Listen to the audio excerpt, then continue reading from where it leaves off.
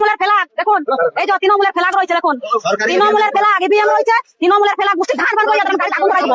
হ্যাঁ, গাড়িতে আমি আগুন ধরাই দেবো, গাড়িতে আগুন ধরাই দেবো, আমি ভালো করে বলে দিচ্ছি। একটা যদি ইভিএম যদি পাল্টায় না, হ্যাঁ ওইখান থেকে দেখতে পাওয়া যাচ্ছে। তো এগুলো তৃণমূলের সব ফেলা আগে দিলো, এগুলো তৃণমূলের ফেলা আগে দিলো। এগুলো কি এগুলো কি এগুলো এগুলো তৃণমূলের ফেলাগ নিয়ে জানোয়ার, কোন জানোয়ার ঘুরছে? হ্যাঁ, তৃণমূলের ফেলাগ নিয়ে পরে ঘুরছে, তৃণমূলের ফেলাগ। ভাঙিয়ে দেবো, গাড়ি আগুন ধরাই দেবো, গাড়ি। হ্যাঁ, গাড়ি তৃণমূলের পতাকা। হ্যাঁ, তৃণমূলের গাড়ি রয়েছে, তৃণমূলের পতাকা নিয়ে পরে গাড়িতে ঘুরছে।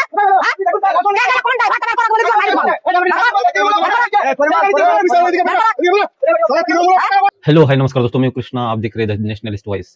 कल पश्चिम बंगाल में प्रथम चरण के चुनाव हो रहे थे, लेकिन इस बीच खबर यह आई कि बीजेपी के एक उम्मीदवार थे जिनको टीएमसी के गुंडों द्वारा मैन हैंडल किया गया, यानी कि उनको पकड़ के पीटा गया, मारा गया। ऐसी बहुत सारी घटनाएं कल सामने आई, लेकिन ये जो घटना थी ये बहुत ही शर्मिंदगी वाली थी। शर्म आनी चाहिए टीएमसी के लोगों को इस तरह की जो हरकतें करते हुए। दूसरी तरफ बीजेपी की एक महिला उम्मीदवार थी, उनकी गाड़ी फोड़ी गई। मैं आपको ये वीडियो दिखा रहा हूँ। यहाँ पे देखिए किस तरह से उनकी गाड़ी के ऊपर पत्थर फेंके गए और उनकी जो गाड़ी को नुकसान पहुंचाया गया। तो ये सारी चीजें देख के फिर भी इस साल की जो घटना है वो पिछले साल की, मतलब पिछले बार जो इलेक्शन हुआ था उस बार से कम है, लेकिन फिर भी इतनी सारी सुरक्षा बल रहते हुए भी वहाँ पे ये घटनाएं होना बहुत ही चिंताजनक विषय है। लेकिन आपने देखा होगा या फिर आपको पता नहीं होगा टीएमसी का काम चलता कैसा है। टीएमसी वाले, ममता बनर्जी की पार्टी, पहले तो जो उनको लगता है कि हमको ये लोग मतदान नहीं देंगे, तो सबसे पहले वो जाके जो भी लोग हैं उनको पहले ये बताते कि अगर आपने बीजेपी को वोट दिया है, किसी दूसरी और पार्टी को वोट दिया तो बहुत बुरा होगा।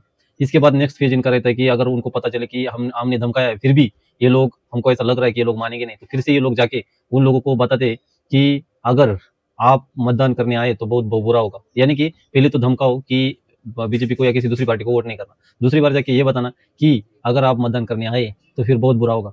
और तीसरा इनका रहता है कि जो भी चुनाव में जो प्रक्रिया है, मतदान पूरा हो जाने के बाद जो पोलिंग बूथ होते हैं उनको ये लोग लूट के ले जाते हैं, या फिर इनको ऐसा लगता है कि हम यहाँ पे हारेंगे, तो ये घटना ये लोग करते हैं कि वो जो ईवीएम मशीन होते हैं उनको उठा के फेंक देना या फिर पूरी प्रक्रिया ही खराब कर देना।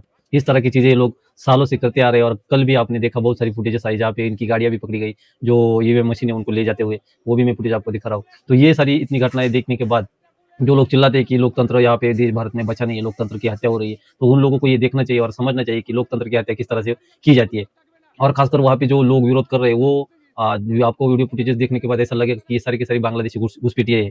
और वहाँ पे टीएमसी वालों ने एकदम सिस्टमेटिकली उनको बिठाने का वहाँ पे प्रबंध करके रखा है। इलीगल तरीके से वो बॉर्डर क्रॉस करके पश्चिम बंगाल में एंटर करते हैं। वहाँ पे टीएमसी के जो लोग हैं उनको आधार कार्ड, राशन कार्ड और बाकी डॉक्यूमेंट बनाने में मदद करती है। इस तरह की आपने कई सारी घटनाएं देखी होगी। एक कार्यकर्ता था टीएमसी का, उसने तो टनल ही बना रखी थी, मतलब उसका बॉर्डर के बाजू में ही घर था, उसने बाकायदा टनल बनाई थी और वहां से अगर बांग्लादेश से कोई घुसपैठिया घुसे तो डायरेक्टली इसके घर में वो टनल निकलती थी। इस तरह से वहां से ये जो लोग हैं उनको अंदर ले रहे हैं और वहाँ पे डेमोग्राफी चेंज कर रही है।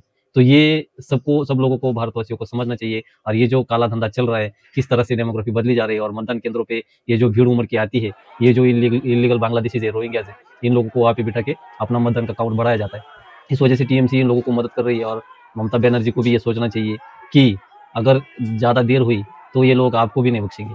ठीक है, आजकल आपको ऐसा लगता होगा कि हम सीएम है और हमारा काम चल रहा है, और ये जो लोग हैं ये बाद में आपको ही डसेंगे, बंगाल वालों को ही डसेंगे। और आपने देखा होगा पिछले साल भी वो संदेश किले में किस तरह की घटना हुई थी। वहाँ पे जो कार्यकर्ता था टीएमसी का, उसने कितनी औरतों का, मतलब उनके ऊपर अत्याचार किए थे, आपने वो भी घटना देखी होगी। इस तरह की घटनाएं आम बात है आना।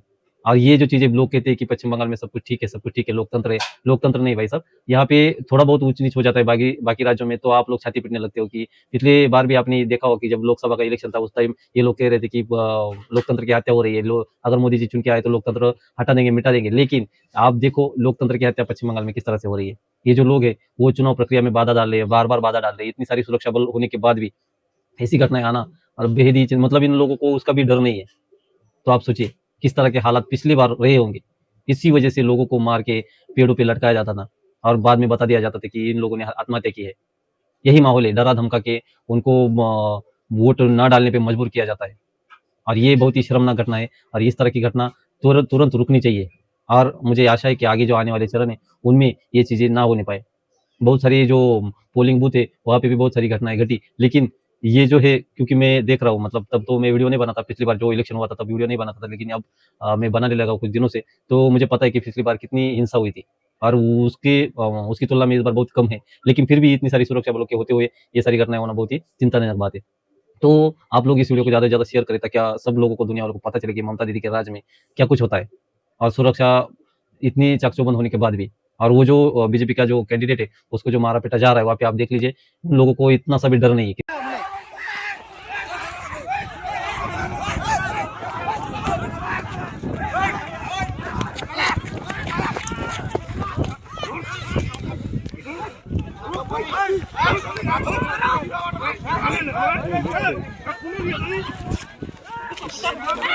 किसी चीज़ का।